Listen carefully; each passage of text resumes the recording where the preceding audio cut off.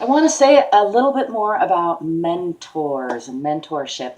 I just finished up a video about a few of my favorite online mentors, and when I did that, just thought of a whole bunch more people that I wanted to make mention of. So if you are looking for a mentor online, somebody you don't ever have to even talk to necessarily, although you might aspire to meet them, I have a growing list for you of people that I've been using as my personal mentors as I navigate the deep waters of shifting my own mindset and raising my own standards and trying to be a better person in this world, basically. And so some of the people that really inspire me and that I tune into regularly to try to get guidance from in my own way are, I mentioned in my last video, and I'll just mention briefly again, Tom Bilyeu, Lisa Nichols. My mind goes blank sometimes when I put myself on the spot. That's kind of funny. Evan Carmichael and Gary Vaynerchuk. Those are 4 people that I currently listen to very regularly. Lisa I've listened to a lot more in the past and for a couple years. And the other 3, Gary and Evan and Tom, I listen to daily, sometimes many hours a day in the background while I'm doing other work. So those I will start off with, but also I would mention Naveen Jain. He is super inspiring. He just started a company called Viome, which is able to analyze your own microbiome and give you substantiated advice, let's call it. I haven't actually used this program yet because it costs a few $100s. It actually sounds quite reasonably priced and affordable. It's just that I'm a little on a tight budget still, but anyhow, I hope to try it real soon.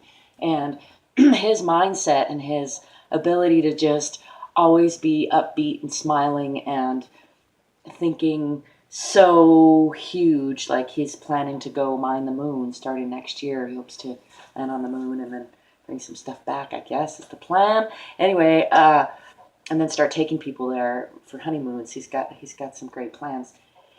He thinks really big. So when I listen to him talk about always thinking really super big, like how to change, how to solve these global scale problems, I love people like him and him in particular because he's out there doing it, and I get to listen to him and and I get to connect with him online a little bit. In fact, he's even answered me back a tiny bit, and I have been holding back, so I don't want to pester him, but I do use his energy and words and direction and pay attention to what trends he's paying attention to, because I see him as a global leader, and I consider myself really lucky to be able to have him as a mentor, really be able to see so much of, hear so many of his words and see so much of of his behavior. So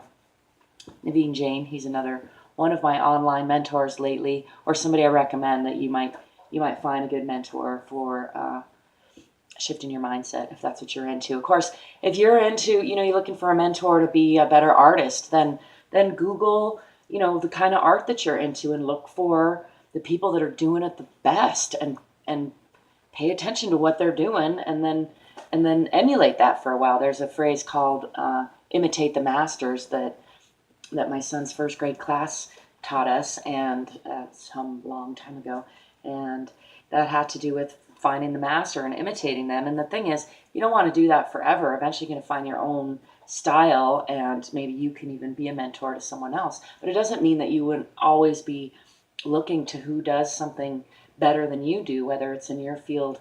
It's great to be the top in your field, so maybe you can get to be that, and in which case you wouldn't necessarily want to find another mentor in your field, although maybe you would, but you might find a mentor in a field that you're, have a weakness in or another strength in, like, snowboarding is a great example. I would be your mentor for snowboard. No, I'm not qualified to be most people's mentor for snowboarding. Although, like, if you're just starting out, I might be. I don't like to slow down though, so you'd have to pay me a lot to be your in-person snowboarding mentor. But that's a good example. Like, just find somebody that's doing it the way that you want to do it, and then take what you can from that and leave the rest. Don't bother. That's another thing is, you can even find some mentorship from somebody you don't necessarily like. I think it's best.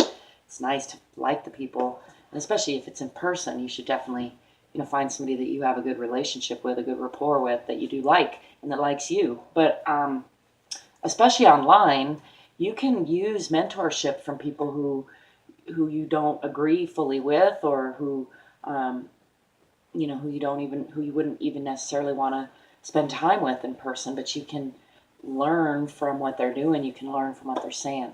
So let's see.